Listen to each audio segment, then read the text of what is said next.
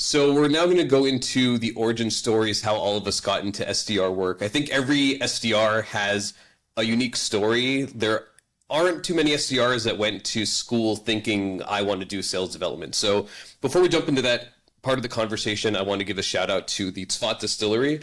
They're helping sponsor the drinks for this part of the conversation. They came out with this really cool set called the Seven Species. It's all Israeli liquor. They were hit particularly hard in the war here in Israel. So any chance that we have and our viewers have to support them would be greatly appreciated. So we're going to try the Rimon, the pomegranate wine. We're going to try the wheat, which is the whiskey. And we're going to try the barley, which is the malt. And I'll make sure to put a link to check out their products and support this small business as well up in the north. Fun. Yeah. Peace and good times ahead. Wine, right? Good. It says port. That means wine. Yeah, port's got wine. This is excellent. Like, what do you doing that? What? No, but it's not. You're good. The question is, do you like it? I didn't try it yet, Matt. So try it and then tell everyone how much you like it.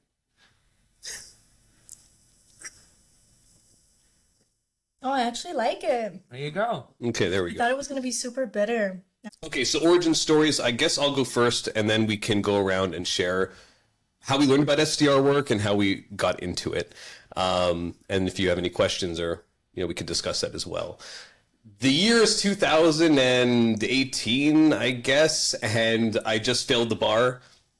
And I had done law work in a legal internship, and I did not like it. I was not happy, and I wasn't sure what I wanted to do with my life. And an old friend of mine reached out saying, "Hey, we're looking for junior SDRs, and you came to mind. And is this something you might want to interview for?" I said, "Hold on a second." I had to Google what SDR work was. I had no idea what it was. I took the interview. I was intrigued by what SDR work was, and I ended up not getting the job, but I figured this is a good step in the door for getting into high tech for someone that doesn't have any coding experience and is bad with numbers. So I reached out to my network, people I knew that did SDR work, that led teams, and after having a bunch of conversations just to learn more about it, I finally spoke to the right person at the right time, Ben Stepansky over at EasySend, who was just about to start hiring for SDRs, and he decided to turn the conversation into an interview. After the initial interview, I got on with the founders of the company, and it was going really well, but I could feel that there was some hesitation. And towards the end of the conversation, there's that question, and I'm curious what you would ask in this situation, and we'll get to it as we go around the table, where they say, "Is there anything you'd like to ask us?" And I said, "I feel that there's some hesitation here. Is there anything holding you guys back from just hiring me?" And he said, "To be honest, we're looking for someone that has a year or two of experience. We don't want to invest in someone that's just going to leave or not do well." And my response to them was, "You're going to find someone that has a lot more experience than me for this role, but you're not going to find anyone that is going to work nearly as hard as me." And that sort of did it for them. So I ended up getting the role. After a year, I became an SDR team lead after being the top performer. And then from there, I sort of continued on to where I am now at Noble, where I lead the sales team. So like I said, I didn't go to school for this. I didn't go to high school thinking I was going to go into sales, but it sort of fell in my lap. And it took me 4 years of law school and failing the bar to get there, but I'm happy it did get me there. And that's my story. Yali? Well, I don't know what year it was, but I've always been in sales. I had my first child at 18, and I had to go ahead and figure out what I was going to do, where I was going to work, and same kind of idea, I guess, that I was here in Israel. I spoke English and just found myself getting into sales. I didn't like it in the beginning at all. I was just doing phone sales and things that I didn't really believe in either. It wasn't like anything too solid for me. Moved through that, another job and another job and another job. And then eventually I got to a company that I was basically making videos for other companies, like sales videos. So I was also kind of doing the SDR role there, also doing the videos, mostly doing the videos though. From there, I ended up going into ad tech where I was in a full cycle kind of situation. So it was also SDR, also an account executive.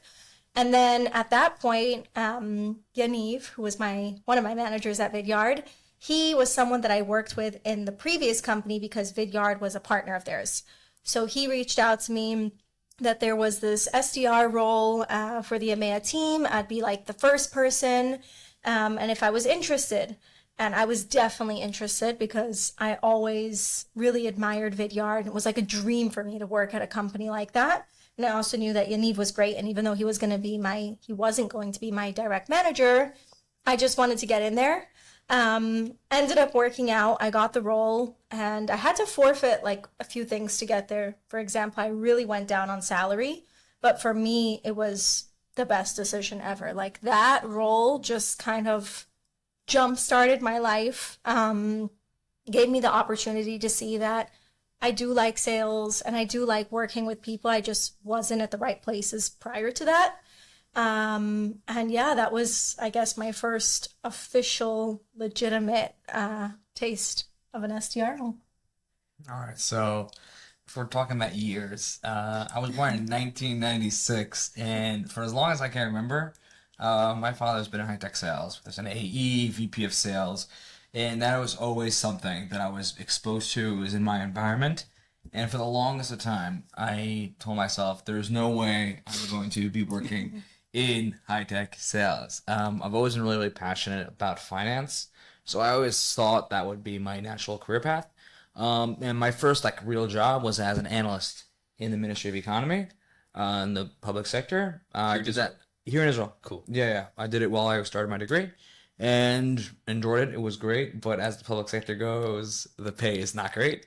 So I was there for about 6 months, a little bit more, and then this job opened up as a finance and sales admin at a company in Jerusalem. And the pay was significantly better than that, as you imagine with high tech. So I said, you know what, it has the finance aspects of it. I know, what is required, in the sales side of things. It was essentially to be an SDR and also, take care of all the finance aspects, post-sales, invoicing and stuff like that. So I jumped on it and I was there for almost a year. The company was acquired and my role, was kind of made redundant by the company that was acquiring. So we parted ways. And now that I was looking towards my next opportunity, I had to admit that I got bit by the bug. And the SDR aspects of that role, I enjoyed them. They really enticed me. So moving on from there, that was where I was going to be focusing my energy. And whether I like it or not, it's something that I enjoy. It's something that I really, after I was at that company, I worked at Datrix, where I was their first internal BDR hired. And shout out to Meirav Gal, who I'm very close with till now, to this day. And was working very, very hard, essentially being the first BDR, and learning everything, making a lot of mistakes, but learning from them. And it was exhilarating and I enjoyed it.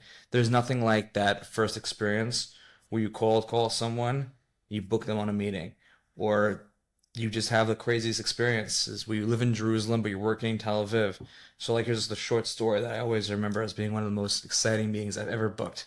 I called somebody while I was still in Tel Aviv at around 7 p.m. Israel time. And they said, yeah, can you call me back at around like 4:30, like my time, and 4:30 their time was like at 11:30, right? And Aaron now would probably have a different response, but Aaron then was like, yeah, sure, no problem.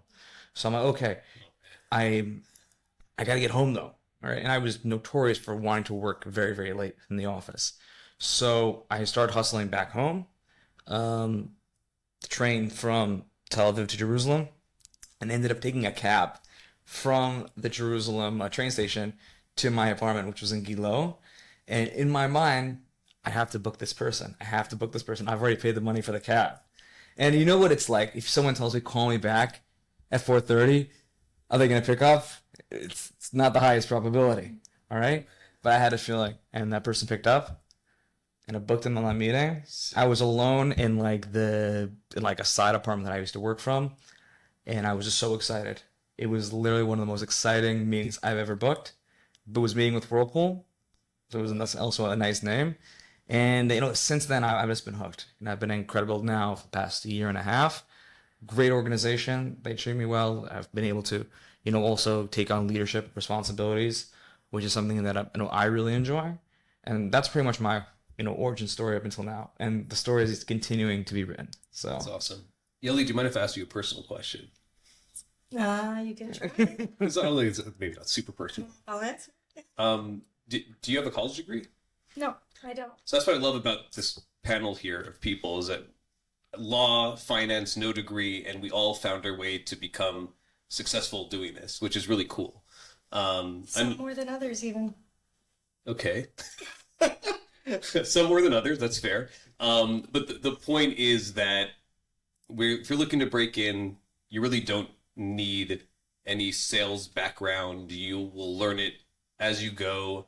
If you're open to learn, if you're open to being receptive and a sponge to everything around you, I think it's a mistake for companies to say you need a year or two of experience as an SDR, because the best SDRs that I've seen that have worked on my team when I was an SDR manager always came from other disciplines. We had people that were teachers and people that worked in industries totally disconnected. And it's a lot of times those people that surprise you. So I think it's really cool that we have 3 people that are leaders in sales development with all these different stories and different backgrounds. For the next part of the conversation, I'd love to quickly go around and hear why you would say that SDR work is a great foot in the door in high tech as opposed to other roles. I know I have a lot to say on the topic. It's something that I always suggest to people, especially here in Israel, when you're coming from other countries, maybe English-speaking countries, and you're looking for a way to make it in a country that is very difficult to make it in financially, to say the least. So I'd love to hear sort of like what would be on the top of your list if someone came to you and said, I'm looking to go into SDR work possibly. Is it worth it? Is it something I should look into? I would just say, again, repeating myself a bit, but yeah, because you're starting from the bottom, but you're actually starting from the hardest point in my eyes. And I think that from there, you have so many different ways that you can go, right? If you're going to stay in tech. And I mean more on the customer side, right? Obviously, if you want to go into something with development, then you're probably going to need to do a course or take a degree or whatever it might be. But whether it's customer success or AE or an account management role or RevOps or whatever it might be, there's so much that you can learn in the SDR role on how to just engage with people, right? Learning better about your products. And I think the other good thing is that a lot of times when you're coming in and you're saying, okay, I don't really know and I want to learn, people will be more inclined to mentor you and actually teach you. So you just have this option of kind of choosing where you want to focus your attention for that next step.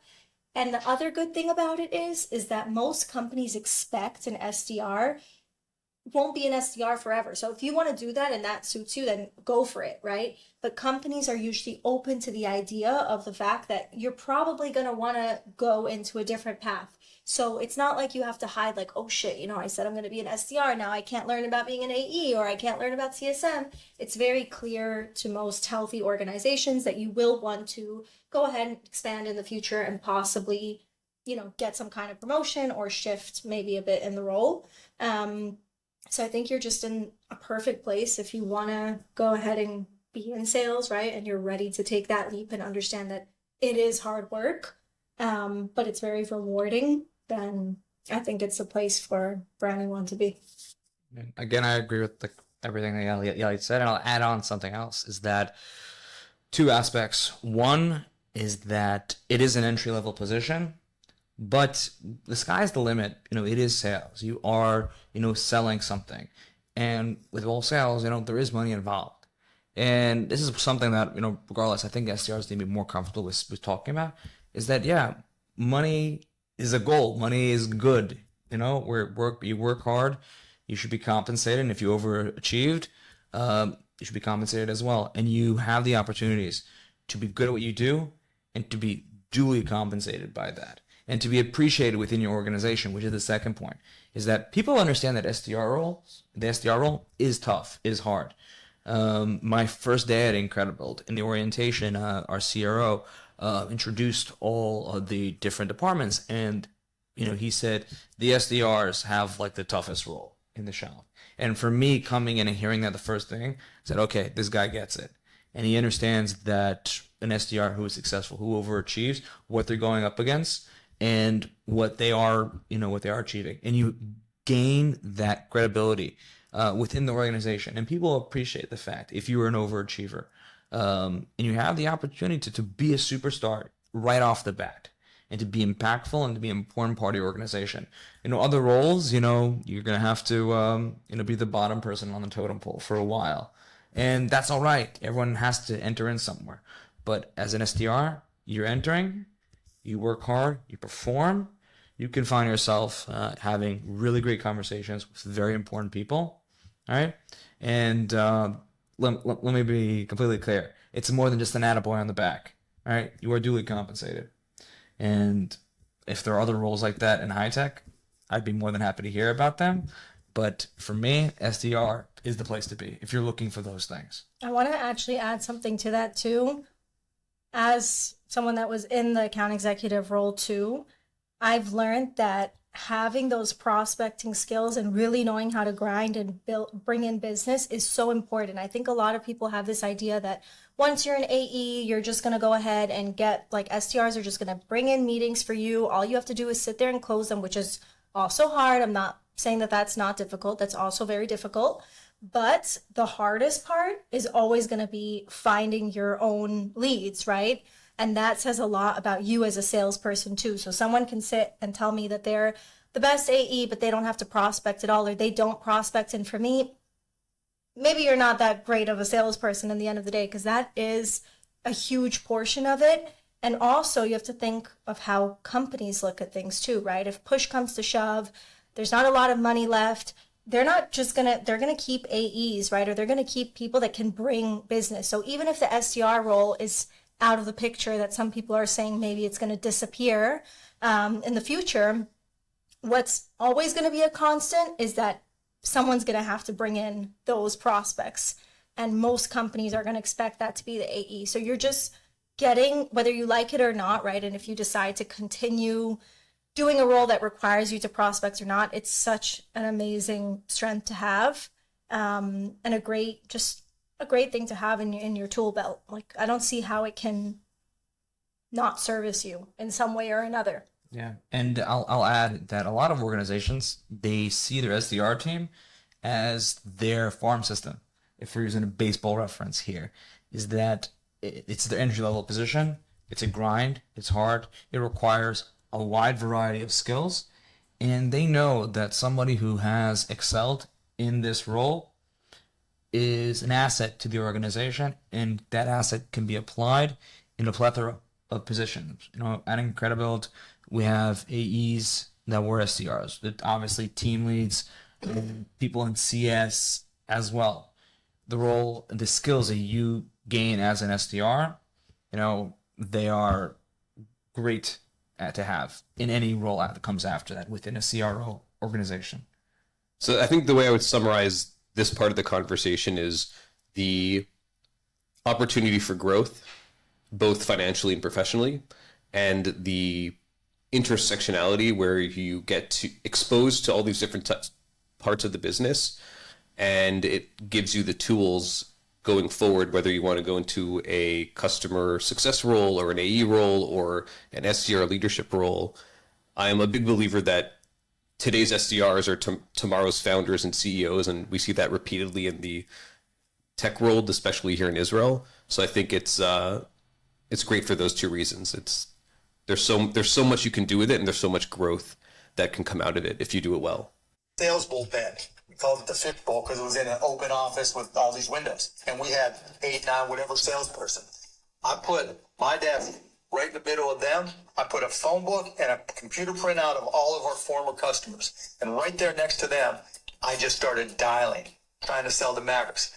Ma'am, I know you've been to a Mavericks game before, but do you realize now that it's less expensive to come to a Mavericks game than to take your family to McDonald's? Our tickets start at $8, and McDonald's and a Coke is more than that. Why don't you come and try us out? The first game's free on me. We had a sales bullpen. Cool. Called Love the it. Fishbowl. It's a very good point. I think, again, right, like it comes down to just having that cheeky kind of edge, right? People want to talk to other people that are exciting. If you're just monotone, boring, you don't try to challenge it. I'm not saying you have to force people and be insane, right? But he made like a good analogy there. He probably made her chuckle. He was nice enough to say, you know, maybe I'll even give this to you for free, which we don't really have the opportunity to do much, right, as an SDR. But it's just, it's in a person's personality and their way of expressing themselves in the end of the day. And I think that, yeah, if you're boring, you and stale, you're probably still going to book some meetings, but you just have to you have to flow with it, right? You have to think of this and say, how would I be talking to a friend or someone that I know or my neighbor, right? Like you probably wouldn't be all stiff. You wouldn't be all weird. And it makes complete sense to me why you probably sold hundreds of tickets, thousands of tickets, right? Because he flows and he's funny and he's quick and witty and Yeah, I like the fact, if you notice that, even like you said, the first one's on us, is that as SDRs, you know, our job isn't to get the signature on the PO. Our job is to open up the door for that intrigue. And I think what Mark was trying to do there was to say, come to a Mavs game, see the experience. you'll be sold. Enjoy, and you'll be sold by it. The first time is on us, because I know once you experience this, you're going to keep coming back. And as SDRs, we have to be that sure in ourselves to an extent that what we're proposing to them is a good use of their time. At the end of the day, time is money. And even if someone, correct, is not committing actual dollars to this meeting, you know, it is valuable to them. And we have to, you know, sell the meeting, pique the interest, make it actually valuable for them to come by. But I think that's why it's also so important before you're even calling someone, to make sure that you're reaching out to the right people, right? Because if you're going to reach out to someone that you know is completely irrelevant to this, right, you're kind of setting yourself up for failure. And you can try this whole method a bunch of times. It's most likely not going to work, or it's going to work and all those meetings are just going to be completely pointless, right? So you can have the best product and be so confident in it, but there has to be some kind of fit, right? So Qualification. exactly. It really comes back to that. And you have to do that hard work first to make sure that those next steps actually make sense. And challenge the status quo. Like I think that was it's the good calling practice where he said, "Do you know that a Mavs game is cheaper than going to McDonald's?" That's like you said, you probably got a chuckle. Exactly. It takes you aback. It intrigues. It interests.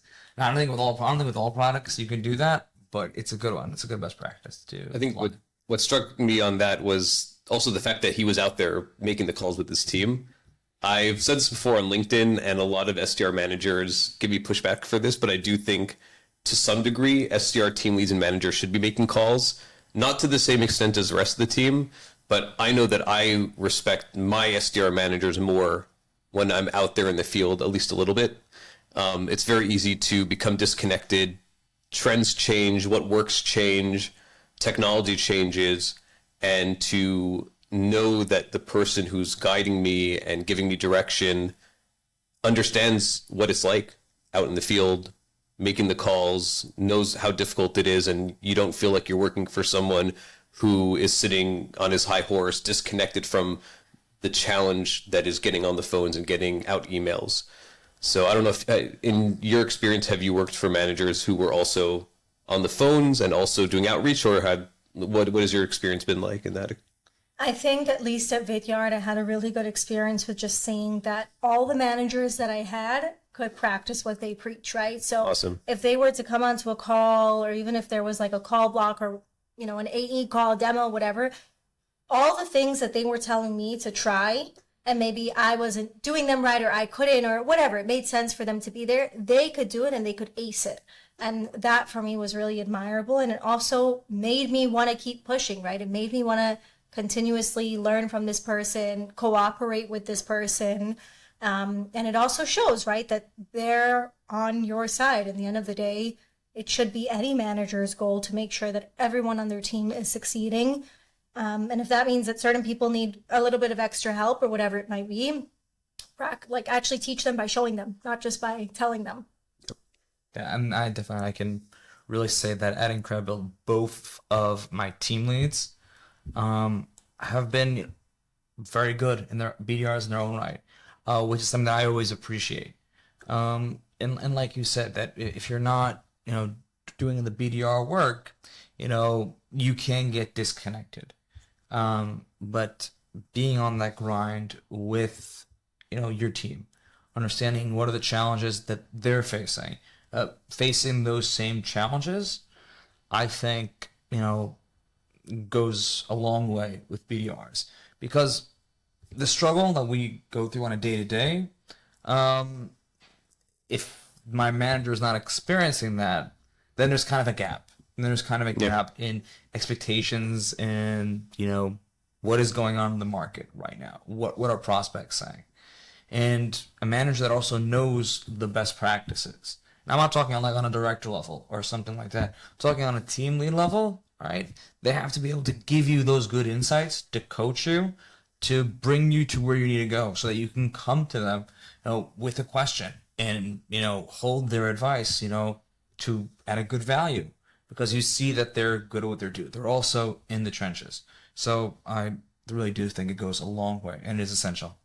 I also think on that too is that we mentioned here, like I know specifically we watched Mark making that call, and that's why we keep saying calls, but I think a lot of managers too need to acknowledge the fact that there are still going to be people that can be great SDRs and maybe are not the best on the phone, right? Or are not the best in emails. And my personal belief is that if someone can perform and hit their targets, let them do it the way that 100%. they feel comfortable doing it, or that the way that they excel. There's no point if someone can book a ton of meetings through email or LinkedIn because they just have a sway with words, but sucks on the phone, should be required. They have to make 60 calls or whatever it might be. Like, it's stupid. The end goal should just be getting good quality meetings, results, and less about where did it come from and how did it come from?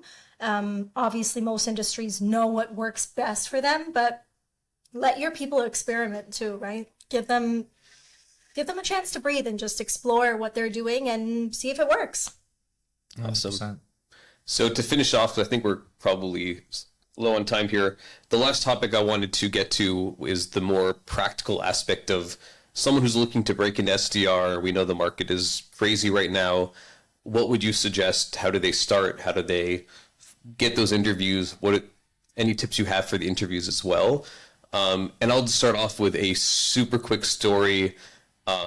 It was around COVID when I was seriously looking for SDR work after being introduced to it. And I went to a headhunter who was recommended to me by a friend and said, can you help me out? I want to get my foot in the door. And their response was, you're not going to find a job in this market unless you have 2 years of experience because of everything going on. I wouldn't suggest you even try. And a couple weeks later, I got some interviews. I eventually got into the SDR role. And since then, that same person has reached out to me about other SDR leadership roles. And I don't know if they remember that they originally told me that I wouldn't be able to break in. But the point of the story is that it's always tough. I think now it happens to be tougher than it normally is. But this idea that a year ago it was so much easier, 2 years ago it was so much easier. No, it's always tough. It's always going to be difficult, and you shouldn't let that get in the way. It's good that it's difficult because it means that people that aren't willing to break through are going to be filtered out. But if you're looking to break through and you're persistent and you're aggressive and you're creative, then you will find that first role. If you're an SDR. If you're an SDR, I'm talking about, if you're an SDR. If you're an SDR, you'll get an SDR role. Interesting. We'll touch on that because part of finding that job and getting those interviews is actually performing the SDR work. which we'll expand on. So let's go around and maybe give like top 2 or 3 tips and ideas that you would suggest to folks that have no experience and want to get that first role and don't know where to start. I would say join SDRs of Israel if you're here in Israel. Number 2 would be just network, right? People are willing to help you. People want to help you, but people want to help people that want to help themselves. So if you reach out, you tell people, listen, I really want a job. This is why I deserve to have a role. Do you know anyone? Again, do the SDR role, right? Prospect, look into positions. Don't just apply. Look for people that you know that can go ahead and give you a referral in, right? Message the hiring manager. You have to really want this, because in the end of the day, that speaks volumes, right? Like anyone can just go ahead and apply like that, but take a step above that and just realize that you could be networking with that person who's about to find you your next role. And we saw that too with Mayan, who's a superstar, but she basically had experience in sales and agalot and whatnot. She came to our first ever meetup. She had no idea about SDR world. She was so sweet. She engaged with everyone. She was fun, and she wanted a job, and she was so energetic and just nice to be around, and was so clear that she deserved this, that I really, I made it my mission to also help her, and ended up that she got a role at Federer, and she's just thriving there, and she's gotten promotions on promotions. And yeah, it's a perfect story, but it can be the reality for more people. It's not some miracle. She deserved it, and she got it. Yeah, 100%. I'll tell you that for me, and I've done mentoring, and I do mentoring for people who are looking to break into SDR. And the thing that I tell them all is, to become an SDR, you need to be an SDR. You need to do the SDR work. If you look at a role that, and it can be, on the surface, it can be misleading, and it can be a buzzkill, because you see, okay, this is a role, I'm not the best candidate for it. I don't check all the boxes, and there's already 200 applicants. In today's market, you see that with a lot of BDR roles, 200 applicants, 100 applicants within a week of it being posted. And you wonder to yourself, okay, what are my odds? Your odds aren't that bad, because of those 100 people, how many of them sent a video of themselves introducing themselves to the BDR team lead? How many of them went and reached out to people on that team to ask questions? How many of them, spoke to people within their network to learn more about the organization, get that conversation, and just simply move the sticks? All right, you need to get the first HR interview. Okay, you get that HR interview, your foot's in the door. Okay, it can be the most simplest thing. Sending over a connection request before the interview to the HR rep. Say, I'm looking forward to our interview tomorrow. Happy to connect beforehand. Simple as that. Do things to make yourself stick out. I can assure you, it will be appreciated. To become an SDR, you have to do the SDR work, and the hustle is very much appreciated. That's a good point. I think on that too is that you might not get that role right now, but you might find yourself talking to that person in the future, or they might remember you, right? So somehow things always just happen, and the past 3 roles that I've had have all just been from people that I knew, and I never thought I'd have anything to do with working with these people, but somehow it just worked out. So networking, keep those connections, network, and just give people a good impression of you so that you can be thought of when those opportunities come up if you're not the right person right now. Cool. So the 2 things I would add on, Aaron mentioned sending a video. When we were hiring for an SDR when I was at EasySend, within a couple weeks we had well over 200 applicants. Only one sent a vidyard to me. Immediately got them on for an interview, and they got the job. And it wasn't because they sent a video, but like you said, the fact that they sent a video showed that they had the SDR stuff in them. And this is someone that had 0 sales experience. They were in teaching in South Africa before coming to Israel, and she very quickly became one of the highest performers on my team. Very impressive. And they've been through a couple SDR roles now, very successful. The other piece of advice I like to give people is, don't only look to speak to people who are hiring. And it touches on some of what we spoke about. Have conversations with SDR leaders who are not hiring so that when they are, you'll be top of mind before everyone else. And I think before we close up, I think we should all go around and tell people who are listening how they can find more information about you if they want to connect with you. I'll start off and we'll go around. Matt Firestone, you can find me on LinkedIn. I'm there every day, all day, except for Shabbos. So that's the best way to connect with me. SDRs of Israel, also great community if you're looking to break in or are already into the SDR world. You can connect with me and the rest of our wonderful community of close to 350, 400 people as well. Yeah. Same thing. I mean, I don't know if I was meant to give my email here or something, but it would just be Yalit Pereira on LinkedIn. And yeah, I think just also SDRs of Israel, you'll probably get a lot more from there than you will from me directly. But yeah, LinkedIn, I guess, is the place to be. Same for me. And once you already connect with the SDRs of Israel and you're in the WhatsApp group, I can assure you, you'll find my number and you're more than welcome to reach out. The WhatsApp group is crazy, by the way. Just today, it totally blew up. Before we had the group, it was always a struggle to find people to answer questions, to help out. And now I don't think an hour in the day goes by where someone's not answering, asking, helping somebody. It's been a real... Yeah, it's awesome. It's been amazing. If you want to succeed in the SDR role, my biggest piece of advice to you really is find community. Doesn't have to be SDRs of Israel, but find somewhere that you can speak with other SDRs that are not in your company so that you can actually learn with them. You can bitch about things to them, and you can just have people that will help you get through the hurdles that you're probably going to face on a daily, if not weekly basis. For me, that was key to just succeeding and realizing that you can do this. It's not that serious. With the right people around you, you can handle it, and you can not only do it, but you can do really well at it. Just to clarify, it doesn't have to be SDRs of Israel, but it should be SDRs of Israel. Yeah, exactly. I mean, it's kind of the only one here in Israel, so good luck finding another one. But there's other ones out there in the world. You do you. Choose what's good for you. And I'll add on, obviously, if it's SDRs of Israel, you're talking to other SDRs, they've also had to break into an SDR role. We get it. We've been through it. And I can say, based off the SDRs that I know, are always looking to help out. So sure. Don't be a stranger. Reach out. Awesome. So we want to tell everyone to tune in to episode 2. Hopefully, assuming this one goes super viral, which I'm sure it will. I mean, if they let us back. If they let us back, then I think once we hit like 100,000 subscribers, I think is fair in the next couple of weeks, and we'll definitely have a second episode. I think it's pretty fair to say. So thanks everyone for listening and giving us your time, and feel free to reach out to any of us as well. That's a wrap.